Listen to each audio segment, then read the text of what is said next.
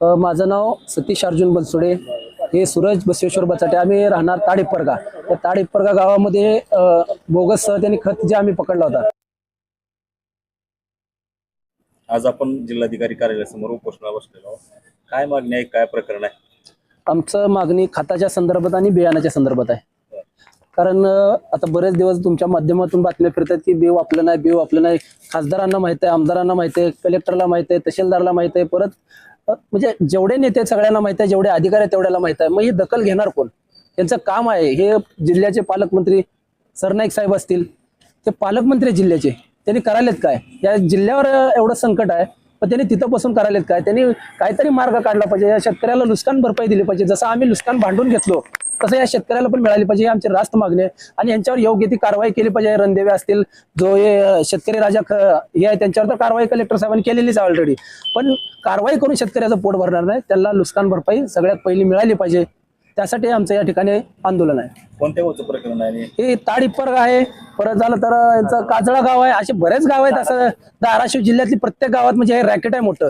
हे रॅकेट आहे, सगळे कुणाच्या आशीर्वादानं चालू आहे हे कळणं गरजेचं आहे शेतकऱ्याला. आणि कुठला खात घ्यायचं, आता कृषी अधिकारी म्हणतात तुम्ही दुसरे खात घ्या. अरे मग ह्यांना परवानगी कशाला दिली तुम्ही? ह्यांना परवानगी घेऊन काय कशासाठी? तुम्हाला घर भरण्यासाठी परवानगी दिला का तुम्ही? हा आमचा सवाल आहे तुझ्या. आता समजा आपली मागणी काय आहे? आमची मागणी रास्त आहे की शेतकऱ्याला एकरी 40,000 या बियाणाचे मिळाले पाहिजे. खताची जी काय आहे ती मागणी मिळाली, त्यांचं हे भेटलं पाहिजे नुकसान. यापूर्वी काय आपण तक्रार दिली? हा, यापूर्वी बरेच वेळा आम्ही 3 गाड्या आणून खताच्या डुप्लिकेट खताच्या पकडल्या होत्या. त्याच्यात काय पूर्ण माती निघाली. वरून शिवाजीनगरवरून पण रिपोर्ट आला की ते फेल आहे. मग त्याने फेल निघाल्यानंतर ते अधिकाऱ्यांनी म्हणजे जे कोण पाटील आहेत त्यांचे जे कोण असिस्टंट असं कोण असतील ते येऊन आम्हाला आमचं नुकसान भरपाई आम्ही घेणारच नव्हतो. पण यांचं पितळ उघडं पाडायचं कसं? पण आम्ही एक गनिमत कावा केला की बाबा आपण पैसे घेऊन यांना दाखवू कशी नुकसान मिळत नाही. ती शेतकऱ्याला कळलं पाहिजे. शेतकरी एक अज्ञान शेतकरी आहे, आपला भोळा बाबडा शेतकरी आहे. त्याला एवढं नॉलेज नाही काय पेरायचं, काय घ्यायचं, काय करायचं त्याच्या. आणि तो म्हणजे त्याची डेअरिंग वाढत नाही शेतकऱ्याची की आपण कुठं जाऊन भांडलं पाहिजे. त्यांच्यासाठी हा गोरगरीब शेतकऱ्यासाठी आमचा लढा आहे. माझं नाव बालाजी लक्ष्मण शिंदे, काजळा गावामधील शेतकरी आहे मी. ODSF या कंपनीचं अमोल रणदिवे यांच्या मालकीची कंपनी आहे बियाण्याची. या कंपनीचा आम्ही जवळजवळ 16-17 शेतकऱ्यांनी 45 ते 48 बॅग बियाणं घेतलं होतं. एक ही बॅग उगवली नाही. सगळं बियाणं फेल गेलेलं आहे त्यांचं. पूर्ण बियाणं म्हणजे असं काहीही न उगवण्याच्या क्षमतेतलं स्वतः बियाणं ते.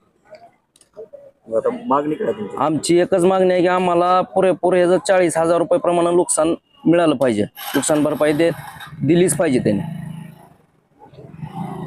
सांगाल तुम्ही आज उपोषणाला बसलेलो मामा? घरची परिस्थिती नाजूक आहे. त्याच्यामधून बियाण्याच्या पिशव्या घेतल्या, ती उगवल्याच नाही त्या.